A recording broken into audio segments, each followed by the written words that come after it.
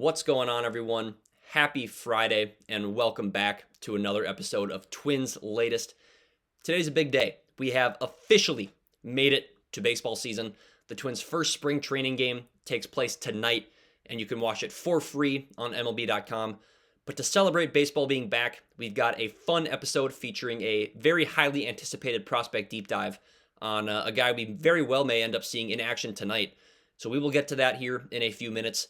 But before we do, make sure you are subscribed to the channel so you don't miss out on daily Twins updates throughout spring training and over the course of the season. But let's not waste any more time and jump into the video. I talked yesterday about some pitchers who could benefit as a result of the Pablo Lopez injury, but I wanted to dive a little deeper into some minor league arms who aren't being talked about as much that we could see make an impact in the majors in 2026. We've talked about guys like Connor Prelip, Kendry Rojas, but there's a bunch of other names who can make a difference for the Twins. Starting with someone who isn't super under the radar, but I want to bring him up because I haven't really talked about him a whole lot. It's Mick Abel. Abel came over from the Phillies as part of the return in the Yohan Duran trade at the deadline last July. Overall with the Twins, he was not good. He finished with a 8.36 ERA over 14 innings with 18 strikeouts to just 7 walks. Very small sample size, but not what you want to see. However, he made his only 2 starts with the Twins in late September and was fantastic. He threw 10 innings over those 2 starts, only gave up 2 runs, struck out 15, and walked only 4. He was great at AAA as well. He threw 24 and a third innings there with the St. Paul Saints, finishing with a 1.85 ERA and 33 strikeouts to 8 walks.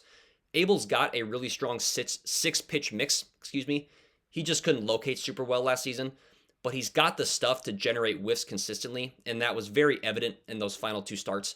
He will need to clean up the walks, but he's 24 and has already made it to the majors, and it's not out of the equation either that he could start the year with the Twins, either as a starter or a long reliever. Another name to know is Andrew Morris. Morris will be 24 this season and could be ready for a call-up pretty early on. He spent all of 2025 at AAA, finishing with a 4.09 ERA and 89 strikeouts to 28 walks over 94 and 2/3 innings. He gets a lot of ground balls, which for a starting pitcher specifically is great. He's got a really good fastball slider combination, though we saw him use the slider 25% less than he did in 2024. I think a lot of that has to do with him adding a sinker and a cutter last year. Morris has outstanding command. He's only walked 79 hitters over 313 career minor league innings. He won't rack up the strikeouts like Abel or Prelip will, but he's also not going to walk guys like they do. He seems like a very high floor, low ceiling type of prospect, and that's not necessarily a bad thing as a potential back of the rotation starter. And then the last name I wanted to look at is John Klein. Klein looked great at AA last year, but wasn't nearly the same guy at AAA. He threw 25 and a third innings with the St. Paul Saints, finishing with a 6.66 ERA and 33 strikeouts to 13 walks. He kind of feels like a mix of Abel and Morris. He's got better stuff than Morris, but doesn't have the same command. So I think we could see him get converted to a reliever at some point. He allowed hard contact on 39.7% of balls put in play against him at AAA.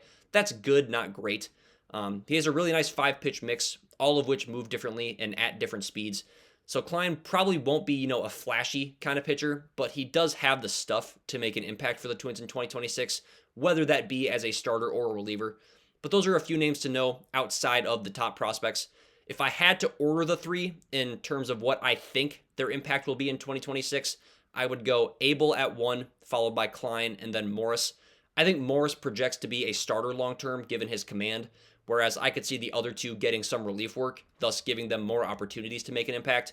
But I think the odds of us seeing all 3 of these guys in the majors over the course of the year is definitely north of 50%. But shifting gears from pitchers, we've got today's prospect deep dive, and I mentioned this is a pretty notable one. It is outfielder Emmanuel Rodriguez. According to MLB Pipeline, Rodriguez is ranked as the Twins' number 4 prospect and the number 74 MLB prospect overall. The Twins signed him back in 2019 as an international free agent from the Dominican Republic. Looking at his surface level numbers from last season, they were good, not great. He missed a good chunk of time with a few different injuries, actually. But in 52 games at AAA, he hit .258 with a ridiculous .429 on base percentage, 14 extra base hits, and 9 stolen bases. I'll start with the negatives, so that way we can end with the good stuff. His strikeouts are the biggest concern. He struck out 67 times in 212 plate appearances at AAA. That's a 31.6% rate. That would be among the worst strikeout rates in the majors, and he's not even there yet. So he needs to put the ball in play more, to say the least.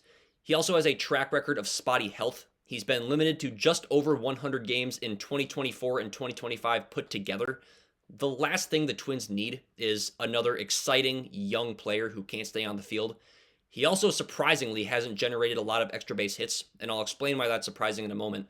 Across 59 career games at AAA, he only has 15 extra base hits. Typically, for a prospect as highly touted as Rodriguez, you want to see roughly an extra base hit every other game. He's right around once every 4 games, I should say, but I do think that could change. I mentioned I was surprised he hasn't generated more extra base hits.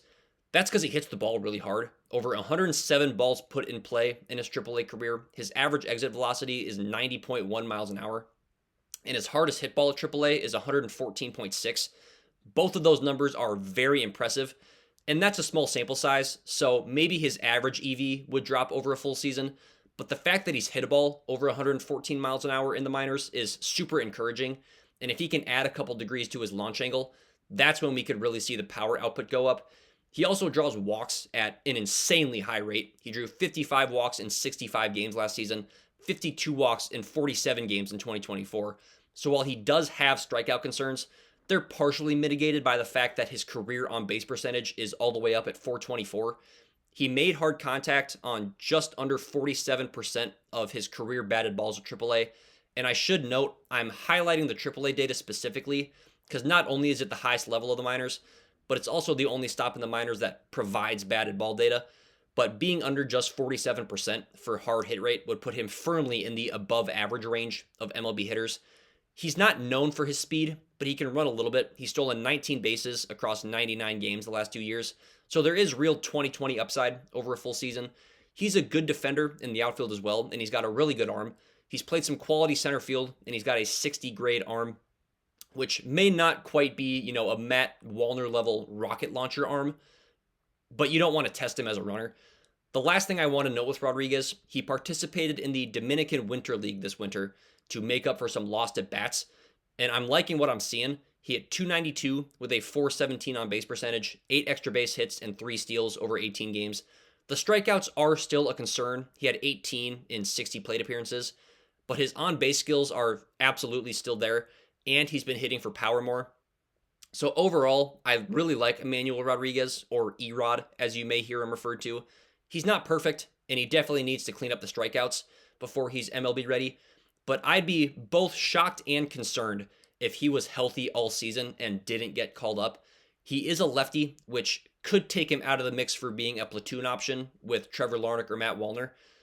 But if I know one thing about the Twins, it's that injuries are going to happen. And if I had to make a bet on which of the Twins' top outfield prospects gets called up first this year between him, Walker Jenkins, and Gabriel Gonzalez, my money would be on E-Rod to be the first one. But pivoting from Emmanuel Rodriguez, I briefly wanted to spend some time looking at the overall state of this Twins roster. This year's Twins team feels different than years past, both offensively and from a pitching perspective, mainly offensively though. And I'll start on that side. In years past, the Twins' offensive identity has been around power bats, relying on balls hit to the gaps, homers, but this year feels like it's not going to be that same brand of baseball that we're used to seeing. I think manager Derek Shelton is going to want to lean into stealing bases more than we've seen in the past. Guys like Byron Buxton, Luke Keyshaw, Austin Martin, potentially even Royce Lewis, I think will run more this year than previous years under Rocco Baldelli. This feels like a team that's going to rely more on steals and base hits to drive in runners and move them around versus, the Bomba Squad era where the vast majority of the Twins' offensive output came from the long ball.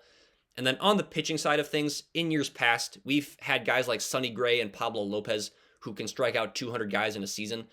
I don't think any Twins pitcher will get to that mark in 2026, but I do think strikeouts will be a focus once again. This is not a team that projects to be particularly strong defensively, and so I think we're going to see pitchers be aggressive and attack hitters early in counts.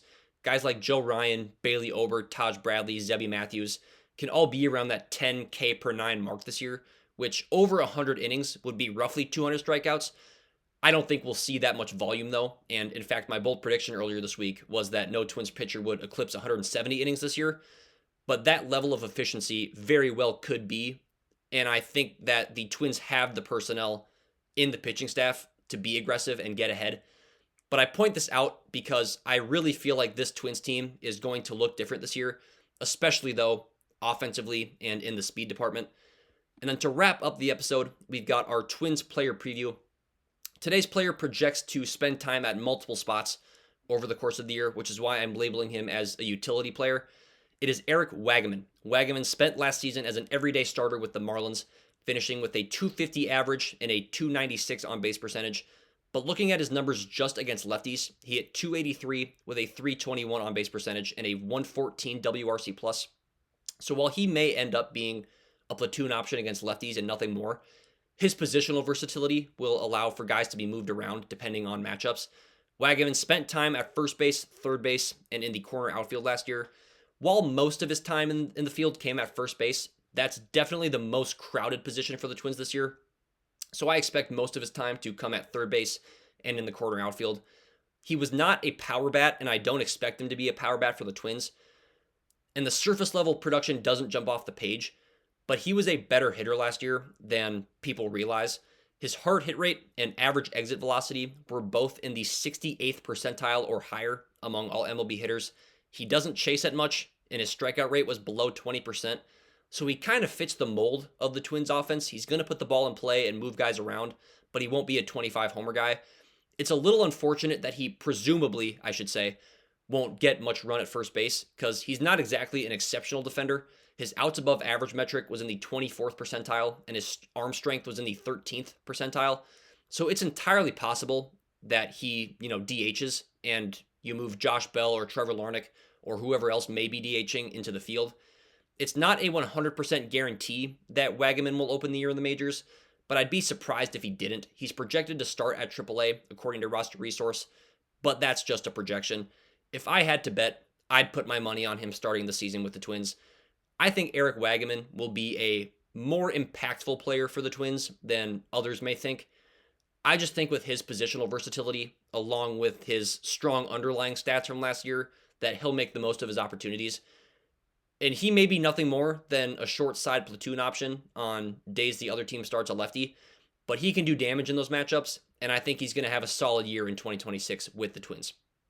But that is going to do it for today's episode. Thank you guys for tuning into Twins Latest. If you guys enjoyed it, please do me a favor and subscribe to the channel. And if there are any Twins related topics that you want me to touch on in a future episode, please let me know down below in the comments. But have a great weekend of watching baseball. And until next time, I'm Sam Calder, and I'm out. Peace.